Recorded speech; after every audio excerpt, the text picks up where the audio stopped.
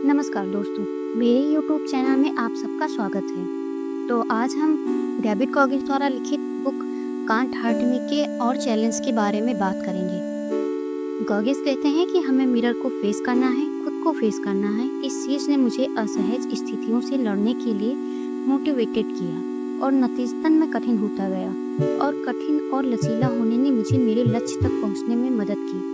हमारे लिए यहाँ एक महत्वपूर्ण सबक है बेचैनी की लालसा करना। इसके बजाय करने के लिए कुछ असुविधाजनक चीजें खोजें और जल्द ही आप अधिकांश आबादी से अधिक चुनौतीपूर्ण हो जाएंगे।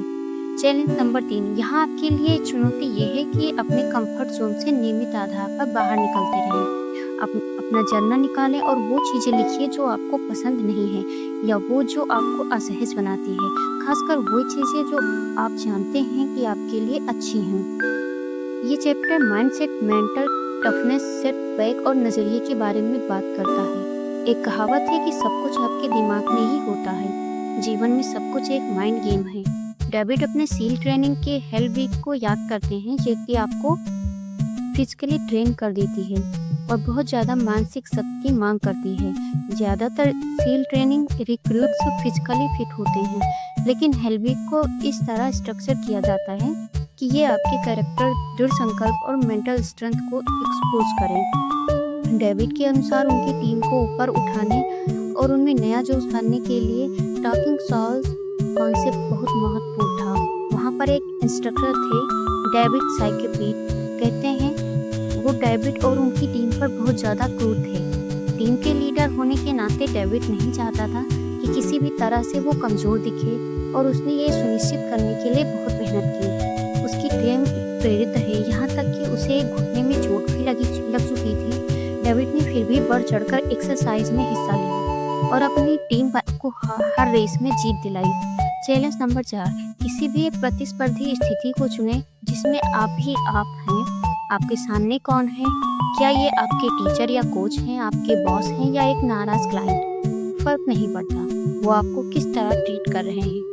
एक तरीका है ना सिर्फ उनकी इज्जत कमाने का, बल्कि बाजी पलटने का, और वो है एक्सीलेंस। हेल वीक इस तरीके से डिजाइन किया जाता है कि ये बताया जा सके कि एक इंसान उसकी सोच से कहीं ज़्यादा करने की क्षमता रखता है। ये मानवीय क्षमता की संभावना की प्रति आपके दिमाग को खोलता है और उसके साथ आपकी मानसिकता में भी एक बदलाव लाता है। आपको इसके बाद ज़्यादा ठंड पानी से या पूरे दिन पुशअप करने से डर नहीं लगता। आपको एहसास होता है कि फर्क नहीं पड़ता वो आपके साथ क्या करते हैं, वो कभी आपको तोड़ नहीं सकते। ऐसा मानसिकता जो इतना कठोर और कठिन हो कि ये बुलेट प्रूफ बन जाए। आपको अपने सभी डर और असुरक्षा के स्रोत तक पहुंचने की जरूरत है। कॉगिंस का पाँव टूट गया था। उनके प्रशिक्षक उनके लिए बहुत क्रूर थे। सभी सोचते थे कि वो कभी हेल्प पूरा नहीं कर पाएंगे, लेकिन ये सभी को बताता है कि वो चुनौती चाहता है, वो चुनौती ढूंढते हैं और उन्होंने अपने हाथ में है। उनकी परफॉर्मेंस कई और लोगों से बेहतर होती थी, क्योंकि वो चुनौती को ऐसी चीज़ की तरह देखते थे जिसे वो चाहते हैं। मुझे लगता है ये निशानी है एक लीडर और एक ऐसे व्यक्ति जो हर उस चीज़ में अपनी छाप छोड़ देते हैं जिसे भी वो करते हैं। वो कहते हैं कि आप दर्द को इस तरह स्वीकार करें जिसे कि ये नेचुरल प्रोसेस हो और हार मान लेने या पलट जाने से मना कर दें। आपको हर उस फील्ड में एफर्ट, वर्क और फिक्शन डालना है जिसे आप अपने जीवन में इम्प्रूव करना चाहते हैं।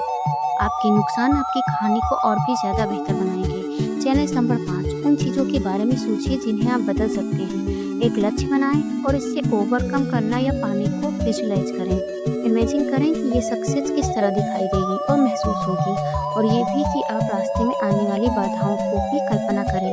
जवाबदेही दर्पण के लिए रोज़ की मुसीबतों से लड़ने के लिए विजुअलाइजेशन का सहारा लें। कुछ ऐसी चीज़ हासिल करें जिसके बारे में आप सोचते हैं कि ये असंभव है, और समझें कि आप खुद को एक निश्चित लक्ष्य की दिशा में धक्का दे रहे हैं। मैं उम्मीद करती हूँ मेरी ये वीडियो आपको बहुत पसंद आ रही होगी। डेविड के आगे के चैलेंजों के बारे में जानने के लिए आप मेरे वीडियो को देखते रहिए, और अपना कीमती वक्त देने के लिए आपका बहुत बहुत धन्यवाद।